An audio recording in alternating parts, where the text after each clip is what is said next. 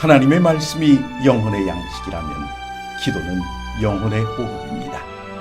하루의 시작을 말씀과 기도로 연다면 우리의 영혼은 날로 건강해질 것입니다. 오늘은 시편 34편 18절에서 20절의 말씀을 묵상하여 우리의 영혼을 살찌우고 기도로 하루를 시작함으로 활력을 얻고자 합니다. 여호와는 마음이 상한 자를 가까이 하시고 충심으로 통회하는 자를 구원하시는도다. 의인은 고난이 많으나 여호와께서 그의 모든 고난에서 건지시는도다. 그의 모든 뼈를 보호하시며 그 중에서 하나도 꺾이지 아니하도다. 저는 본문의 시를 읽노라면 예수님이 생각납니다. 왜냐하면 예수님께서 팔복을 강론하실 때 애통하는 자는 복이 있나니 저희가 위로를 받을 것이라 하셨기 때문입니다. 애통하는 자가 왜 복을 받습니까?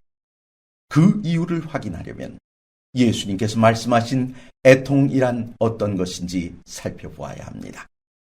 어떤 뜻입니까? 지은 죄의 결과가 사람들에게 미친 영향을 바라보며 자신의 행위에 대해 뉘우치는 과정에서 발생하는 슬픔을 말합니다. 그래서 예수님께서는 이런 이유로 슬퍼하는 자가 복이 있다 말씀하셨습니다. 예수님이 말씀하신 애통하는 자를 본문은 어떤 사람이라 말하고 있습니까? 본문 18절은 다음과 같이 설명합니다. 마음이 상한 자라고 말입니다. 애통하는 자의 받을 복이 위로라면 마음이 상한 자의 받을 복은 여호와께서 마음이 상한 자를 가까이 하신다는 것입니다. 두 말씀을 하나로 합치면 마음이 상하여 애통하는 자를 여호와께서 가까이 다가오셔서 위로해 주신다는 말입니다. 바로 이것이 복이라고 말입니다. 그럼 본문의 주인공은 왜 마음이 상했을까요? 이어지는 말씀을 보면 그는 충심으로 통회했기 때문입니다.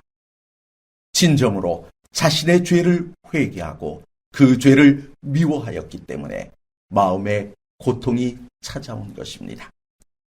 바로 이때 주께서 다가와 그의 마음에 위로를 주시는데 그 위로가 바로 구원의 약속이었습니다.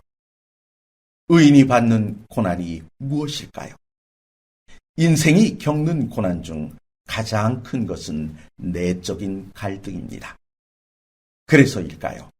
히브리인들은 내적인 갈등으로 인한 고통은 뼈에 깃든다고 생각했습니다. 그래서 솔로몬은 마음의 즐거움은 양약이라도 근심은 뼈로 마르게 하느니라 라고 했던 것입니다. 본문을 보십시오. 의인은 고난이 많다고 합니다. 왜입니까? 죄의 고통만으로도 눌림이 극심한데 그 극심한 고통 위에 죄를 통회하는 고통까지 더했기 때문입니다. 바로 이때 의인들에게는 하나님의 보호가 있다고 다윗은 이야기합니다. 하나님의 보호가 무엇입니까? 심중에 고통이 머무는 뼈를 주께서 보호하신다는 것입니다. 말씀과 기도로 하루를 시작하려 하시는 성도 여러분, 죄와 죄에 대한 통해는 고통스러울지라도 그 고통의 결과가 하나님의 구원이라는 사실이 놀랍지 않으십니까?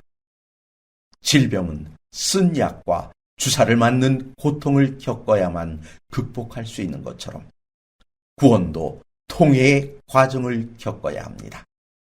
이 시간 주님 앞에 죄를 내려놓음으로 참된 구원을 얻으시는 귀한 아침이 되시길 간절히 바랍니다.